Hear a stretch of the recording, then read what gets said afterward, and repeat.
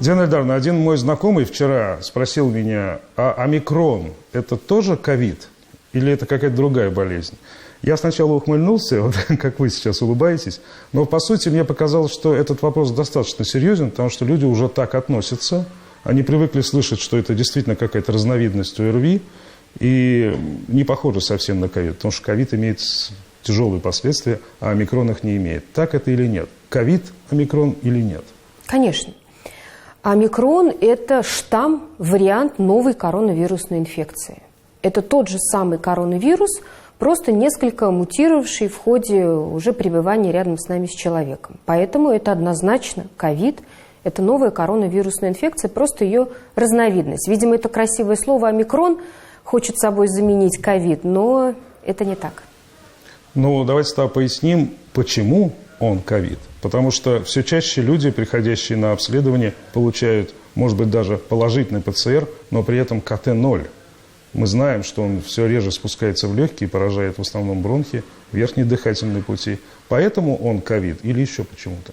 Ну, не будем забывать о том, что мы сейчас находимся в 2022 году, когда иммунная подушка у нашего населения сформирована. Да? Кто-то переболел и неоднократно, кто-то переболел и привился, кто-то привился и ревакцинировался, поэтому таких людей все-таки уже речь идет на десятки, сотен и тысяч. Поэтому и течение новой коронавирусной инфекции штамма омикрона у этих людей отличается от того, что было год назад, полгода назад.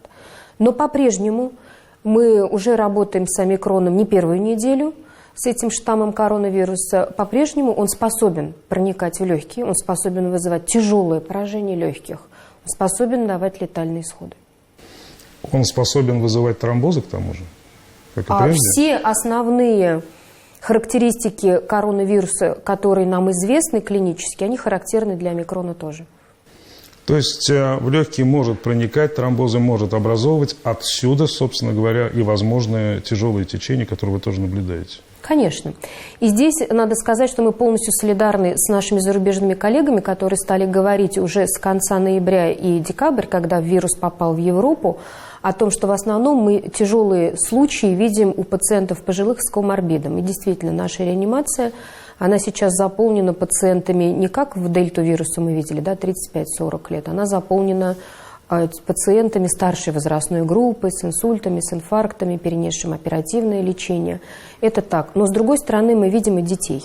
Вот того, что мы стали видеть на дельта-штамме, но штамм омикрон, он поражает детскую популяцию значимо, очень значимо.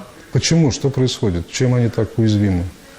Ну, теоретических-то обоснований их пытаются сформулировать та же самая плотность рецепторов АПФ2 в верхних дыхательных путях у детей, да, которые, очевидно, ниже, чем у взрослых. Но вот эта мутация спайка, которая произошла, она позволяет проникать непосредственно в клетку, минуя вот этот рецептор АПФ2, так называемое прямое токсическое действие вируса.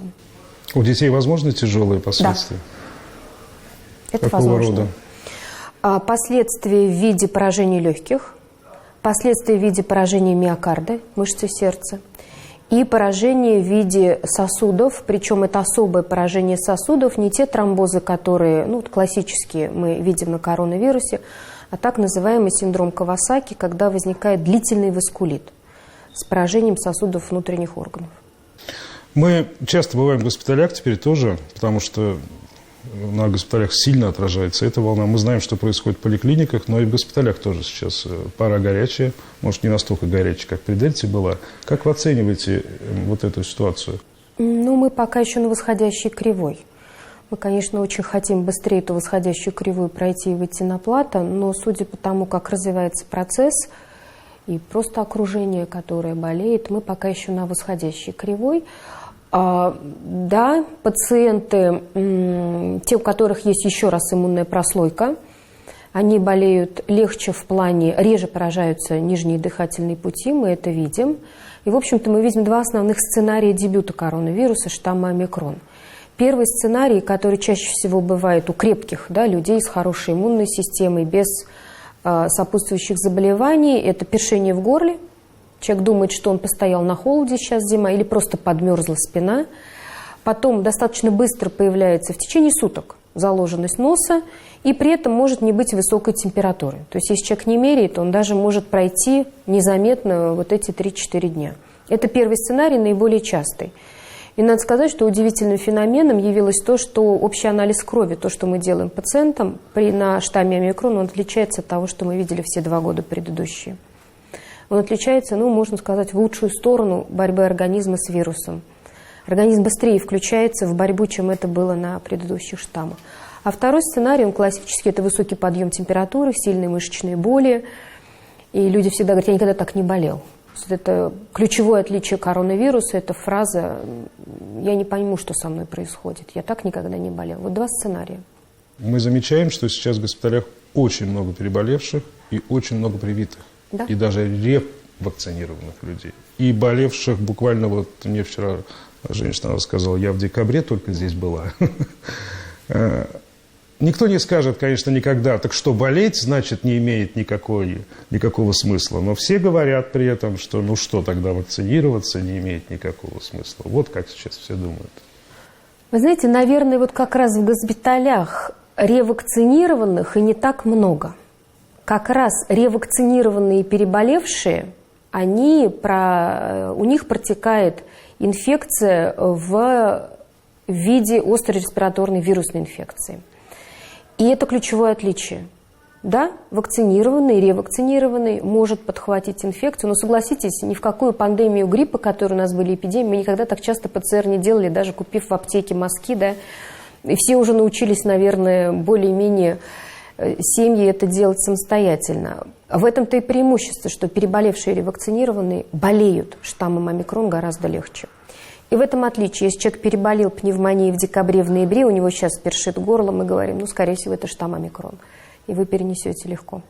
Человек с легким течением болезни может быть так же заразен, как все остальные? Однозначно. Причем он заразен, инкубационный период короче, это буквально 12-72 часа.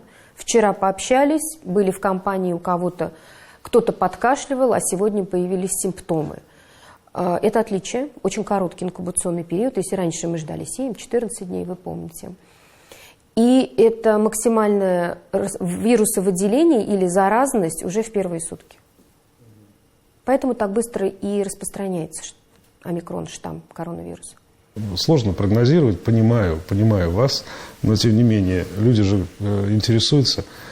Мы при Дельте этот вопрос задавали. Когда все это кончится? Кончится ли? Есть ли какие-то шансы на то, что, как сегодня много говорится, вот, ну, наконец-то, вот он становится сезонным заболеванием? Но очень хочется в это верить. И по осторожным оценкам наших зарубежных коллег, да, кто первым столкнулся, эпидемиологическая ситуация в этих странах западных, которые уже прошли волну омикрона, она стабилизируется, поэтому мы, как всегда, с надеждой смотрим в будущее, да, но готовимся к худшему. Конечно, кончится. Эта волна тоже закончится, и будет, ну, наверное, в начало весны мы встретим уже с гораздо меньшей заболеваемостью, с гораздо более стабильной эпидемиологической ситуацией.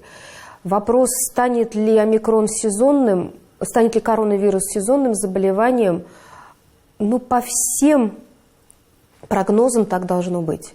И мы в это верим.